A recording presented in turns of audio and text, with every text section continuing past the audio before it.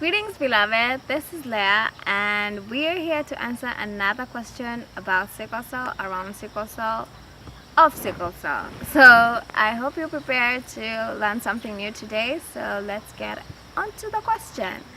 Um, Today's question comes from Sophia. Okay, there are a couple of questions, but I will answer accordingly.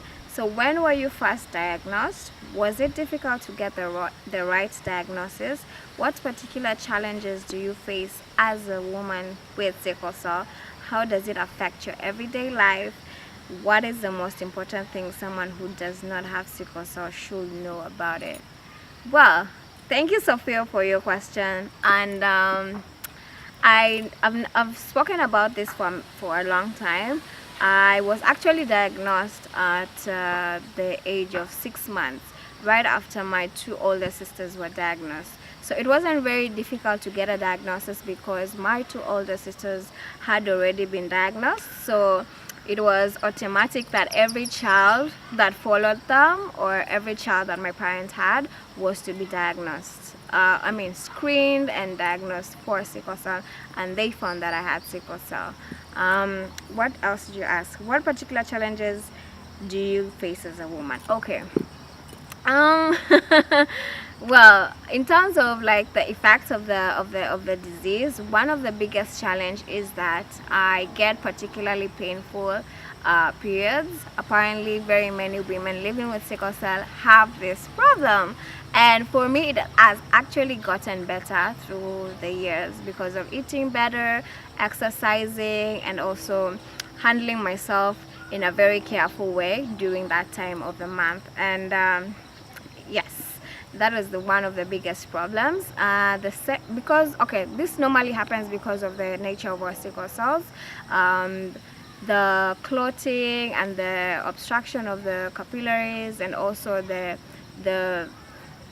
bleeding of the endometrium. Yeah, when we have that is like pain. So if we have pain for sickle cell, also couple it with the peeling or the shedding endometrium, there's a lot of inflammation in that area, so we get a lot of pain.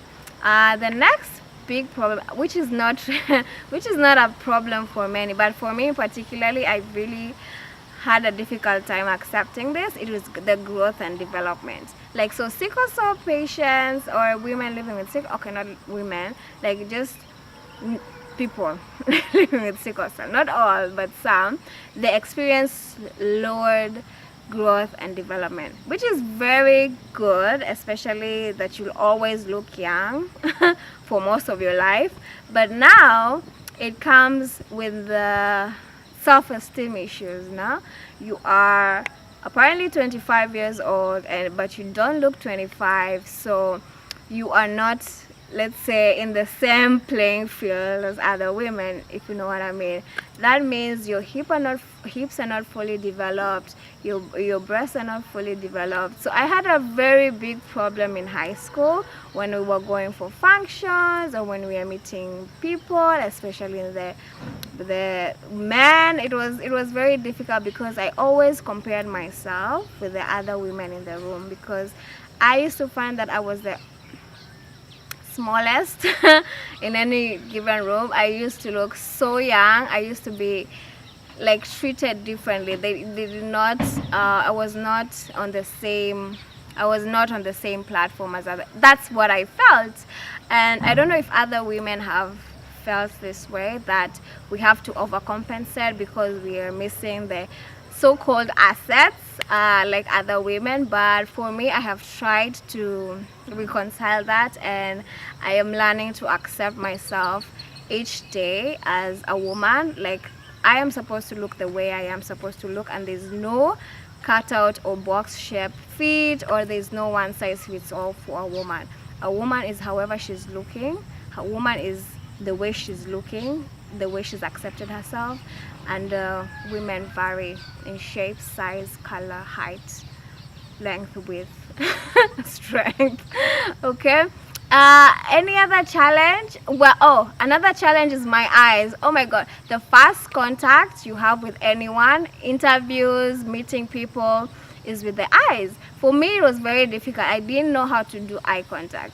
To have eye contact, me, no. I don't want to see you looking at my eyes. I know my eyes are jaundiced, I know my eyes are yellow, and now you will start being concerned about my health, and you start asking me many questions.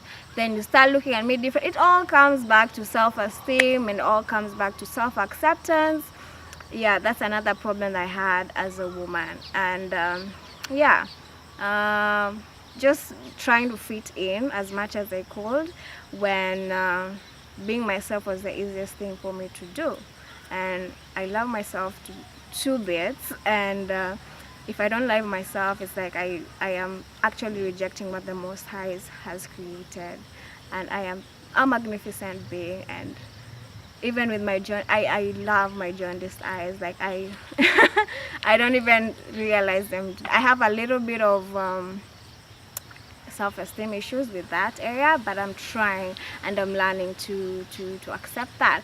The last question is, how does it affect your everyday life? It does not. It no longer affects my everyday life. What makes me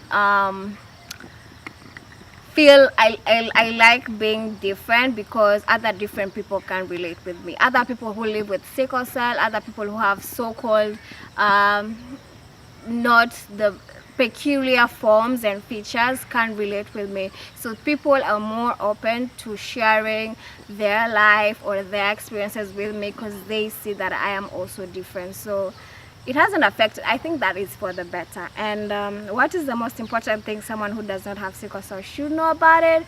Well, the most important, there's no most important thing. The only thing I can ask you to do or to know is that we are people like you, and we are okay, and we just hoping to be heard by as many people as we can. So if you share this video, if you, I don't know, if you teach yourself something more about sickle cell, if you ask me something about sickle cell, like there's so many things you need to know. Like there's no one special thing I can ask you to know. It's just for you to find out and for you to share this message.